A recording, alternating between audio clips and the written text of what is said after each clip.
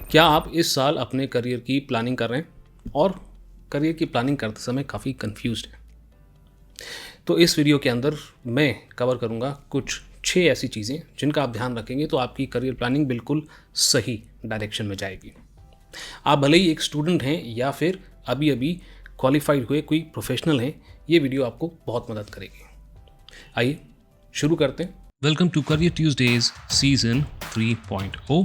यहाँ पर हम लगातार करियर से रिलेटेड अनबायस्ड वीडियोस बनाते हैं। चलिए जी, तो शुरू करते हैं सबसे पहले पॉइंट से, सेल्फ अवेयरनेस। कुछ ही टाइम पहले मैं एक करियर रिलेटेड वीडियो देख रहा था जहाँ पे एक बहुत ही अच्छा पॉइंट मुझे लगा और अक्सर मैं इस पॉइंट को अपने वीडियोस के अंदर भी बोलता हूँ। वो ये है कि आपको ये चेक करना चाहिए कि आपका इंटरेस्ट किस फील्ड के अंदर है, एंड बेसिकली सेल्फ अवेयरनेस।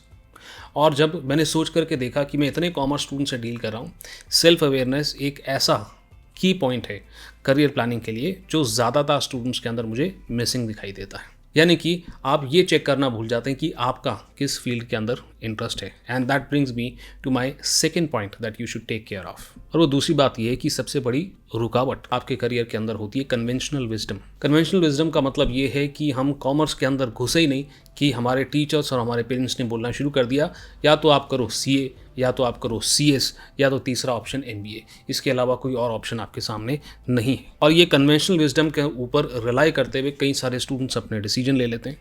कई सारे स्टूडेंट्स इसलिए अपना डिसीजन ले लेते हैं क्योंकि उनके दोस्त कन्वेंशनल विजडम को फॉलो कर रहे हैं और वो भी कोई रिस्क नहीं लेना चाहते।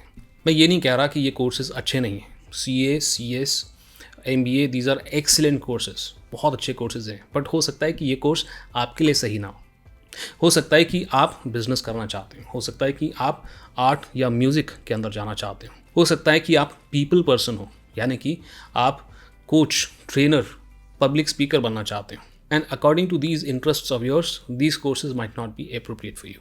And this brings me to my next point. Point number 3 है नो योर ऑप्शंस। भाई सबसे पहले तो आपको अगर पता ही नहीं कि हमारे पास ऑप्शंस क्या हैं कॉमर्स की फील्ड के अंदर, तो आप डिसीजन लोगे और बाद में आपको पता चलेगा कि भाई हमने तो देखा ही नहीं और पछतावा होगा, तो क्या मतलब, right? You would have already wasted a lot of time. तो ये रिसर्च करना कि कॉमर्स के अंदर कौन कौन से ऑप्शंस हमारे पास हैं, ये आपका काम है, आपके पेरेंट्स का और आपके टीचर्स का काम नहीं है। And that's why you should spend considerable amount of time researching what ever different career options you have in commerce. हमारे इस करियर ट्यूजडेज सीरीज़ के अंदर इतने सारे एपिसोड्स हम कर चुके हैं जिसके अंदर इतने सारे कोर्सेज के बारे में ऑलरेडी मैं बात कर चुका हूँ।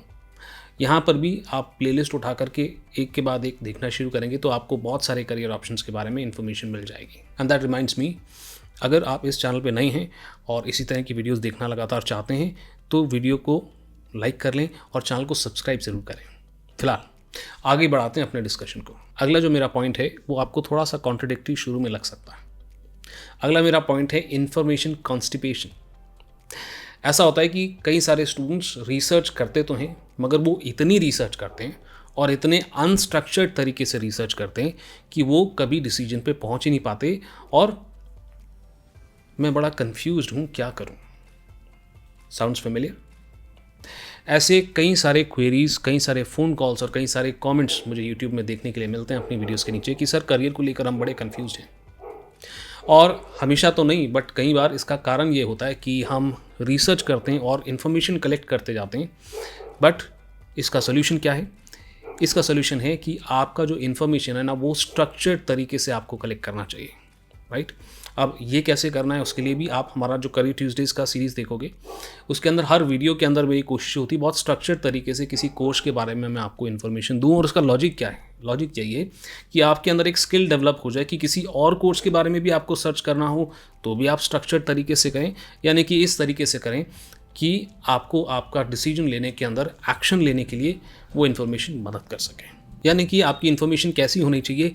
एक्शनेबल होनी चाहिए, यानी कि उससे सुन करके, उसे देख करके आप डिसीजन ले पाएँ, कुछ एक्शन ले पाएँ। और अगर आप स्ट्रक्चर्ड तरीके से इन्फॉर्मेशन कलेक्ट करते हैं ना तो ये जो ओवर थिंकिंग वाली जो प्रॉब्लम है ना ये काफ़ी हद तक सॉल्व हो जाती है। एक एग्जांपल दूं एक्शनेबल इन्फॉर्मेशन का। मेरा अगला पॉइंट, बात करें प्रोफेशनल से।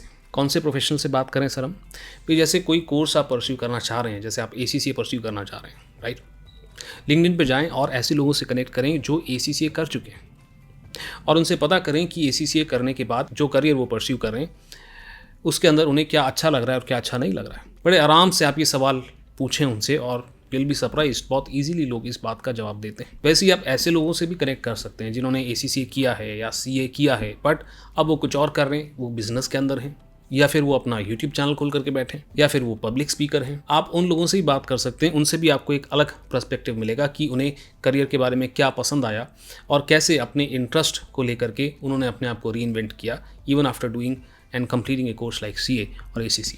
ये है एक्शनेबल इंटेल। इन इन्फॉर्मेशन को और इस फीडबैक को लेकर के आपको ये पता चलेगा कि मैं ये प्रोफेशनल अगर बन जाऊँ, मैं CA बन जाऊँ, मैं ACCA बन जाऊँ, तो मैं लाइफ से क्या एक्सपेक्ट कर सकता हूँ, कौन सी ऐसी चीज़ें हैं जो मुझे अच्छी लगेंगी and as a positive motivation में उसको इस्तेमाल कर सकता हूँ, और कौन सी ऐसी चीज़ें हैं जो शायद मुझे अच्छी ना लगें।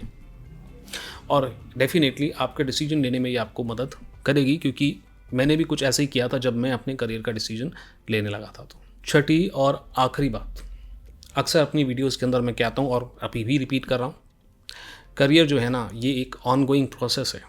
ऐसा नहीं कि हमने एक करियर डिसीजन ले लिया और 2-3 साल आराम से बैठ गए, अब जो चल रहा है चलने दो ना।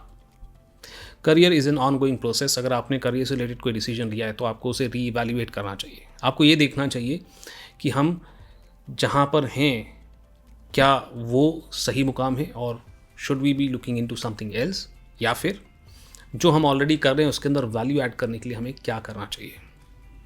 लोग अक्सर यही गलती करते हैं कि अपनी करियर प्लानिंग करके शांत बैठ जाते हैं। 2-3 साल बाद उन्हें रियलाइज़ होता है कि 2-3 साल के अंदर हमारे पास जो एक्स्ट्रा टाइम था उसमें हम काफ़ी कुछ और भी कर सकते थे जो हमने नहीं किया। And I don't want you to face that kind of a problem. मेरी इस यूट्यूब की जर्नी में काफ़ी सारे स्टूडेंट्स से मैं बात कर चुका हूँ, काफ़ी सारे कॉमेंट्स का मैं आंसर कर चुका हूँ, और मुझे यही रियलाइज़ हुआ है कि अक्सर लोग ये सोचते हैं 2-2 साल, 3-3 साल, 4-4 साल, इवन 5-5 साल के लिए कि अब हमारा करियर सेट हो चुका है, हमें फर्दर कुछ नहीं करना। और जॉब करने के 3 साल, 4 साल, 5 साल के बाद उन्हें रियलाइज़ होता है कि हमने काफ़ी सारा समय बिना अपने करियर के अंदर वैल्यू ऐड करे बिना निकाल दिया है, और तब तक काफ़ी देर हो जाती है, काफ़ी स्ट्रगल करना पड़ता है उन्हें दोबारा से अपने आप को रीइन्वेंट करने के लिए या अपने क्वालिफिकेशंस के अंदर वैल्यू ऐड करने के लिए, और कहीं ना कहीं हमारा पेशेंस भी ख़त्म हो जाता है। तो अगर आप एक वर्किंग प्रोफेशनल हैं तो आप समझ रहे होंगे मैं किस बारे में बात कर रहा हूँ। सो टू कंक्लूड, सबसे पहले तो ये देखें कि आपका इंटरेस्ट कौन सी फील्ड के अंदर है। दूसरी बात ये देखें कि उसके अंदर क्या क्या ऑप्शंस अवेलेबल हैं, और कोशिश करें स्ट्रक्चर्ड तरीके से इन्फॉर्मेशन को कलेक्ट करने का। एंड देन फाइनली जब आप अपना करियर पाथ चूज़ कर चुके हैं तो बैठ ना जाएं। याद रखें career is a continuous process, और लगातार आपको अपने करियर पाथ को रीइवैल्यूएट करते रहना चाहिए और ये देखना चाहिए कि कैसे आप उसके अंदर वैल्यू ऐड कर सकते हैं। मैं उम्मीद करता हूँ कि इस वीडियो से आपको कुछ मदद मिली होगी अपने करियर डिसीजंस या करियर प्लानिंग के अंदर। अगर करियर प्लानिंग से रिलेटेड कोई भी आपको दिक्कत आ रही है तो कमेंट सेक्शन है, फटाफट मुझे पूछना शुरू कर दें। I will be really happy to help you out. Channel को अभी तक सब्सक्राइब नहीं किया, प्लीज़ सब्सक्राइब करें ताकि इस तरह की वीडियोस के साथ हम अक्सर मिलते रहें, बात करते रहें। अभी के लिए इतना ही। आपके CA गौरव सर आपको नेक्स्ट वीडियो में मिलेंगे।